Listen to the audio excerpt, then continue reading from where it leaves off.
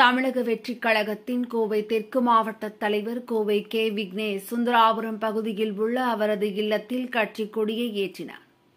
தொடர்ந்து கிணத்துக்கடவு சட்டமன்ற தொகுதிக்குட்பட்ட பல்வேறு பகுதிகளில் கட்சிக் கொடி ஏற்றப்பட்டது.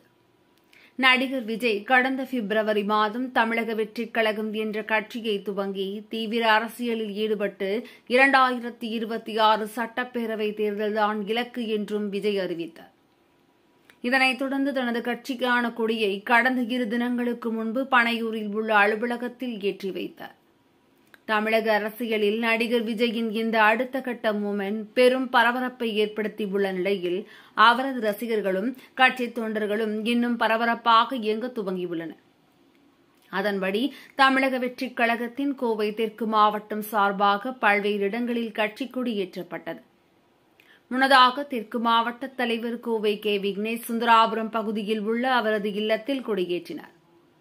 இந்நிகழ்ச்சியில் கோவை தெற்கு மாவட்ட தலைமை இளைஞரணி தலைவர் பாபு, கோவை தெற்கு மாவட்ட செயலாளர் அருண் பாண்டியன், கோவை தெற்கு மாவட்ட தலைமை தொண்டரணி தலைவர் கிரீஷ், மாவட்ட நிர்வாகிகள் அருண் ஈஸ்வர், உமாபதி, எட்டிமடை பாலு, தமிழரசன், சதீஷ், இளைஞரணி ஷாஜகான், தொண்டரணி நிர்வாகிகள் பவீன், முத்து, லோகு, கழக தோழர்கள் சுந்தராபுரம் கார்த்திகா, ஜனனி, பொள்ளாச்சி லதா, குறிச்சி சமீர், ஜெகன், பாபு, அனீஸ், பிரபு, கிணத்துக்கடவு பழனிசாமி, சுதாகர், சபரி, குணா, செந்தில், கவிராஜ், ரமேஷ், மலுமிச்சம்பட்டி சுரேஷ், விக்னேஷ்குமார், மகேந்திரன், உமையாள் செல்வம், மோகன், ஜாகிர், சபீர், சுரேஷ், கருப்பசாமி, கண்ணன், விமல், பிரகாஷ், குமரேஷ், ஸ்டீபன் மற்றும் கழக தோழர்கள் பலர் கலந்து கொண்டனர்.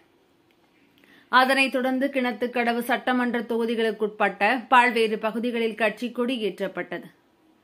இதில் கலந்து கொண்ட தொண்டர்கள் நடிகர் விஜய் கூறிய நாடெங்கும் நமது கொடி பறக்கும், தமிழ்நாடு இனி சிறக்கும், வெற்றி நிச்சயம் என முழக்கங்களை எழுப்பினர்.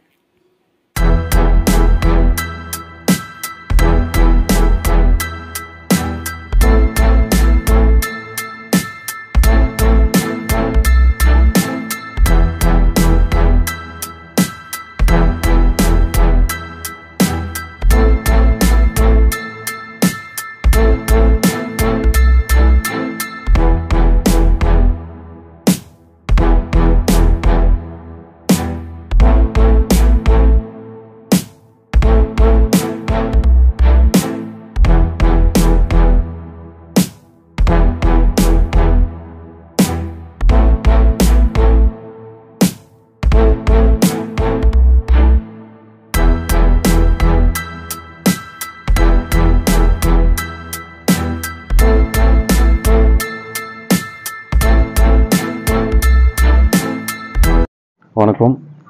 நேற்று பார்த்தீங்கன்னா தமிழக வெற்றி கழக தலைவர் எங்களோட தளபதி எங்களோட கட்சியோட கொடியை அறிமுகப்படுத்தி கொடியேற்றி அந்த விழாவை ரொம்ப பெரிய தமிழ்நாடு மட்டும் இல்லாமல் இந்தியா மட்டும் இல்லாமல் உலகம் ஃபுல்லாக திரும்பி பார்க்குற மாதிரி ஒரு நிகழ்ச்சியை நடத்தினார்.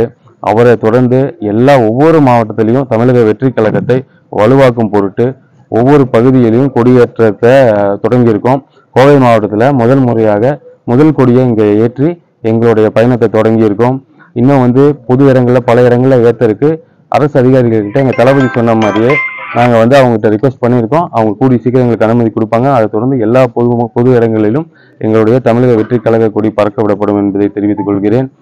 அதுக்கு முதல் கட்டமாக எங்களுடைய நிர்வாகிகள் குறைந்தபட்சம் எங்கள் மாவட்டத்தில் மட்டும் 13,000 நிர்வாகிகள் இருக்கிறாங்க.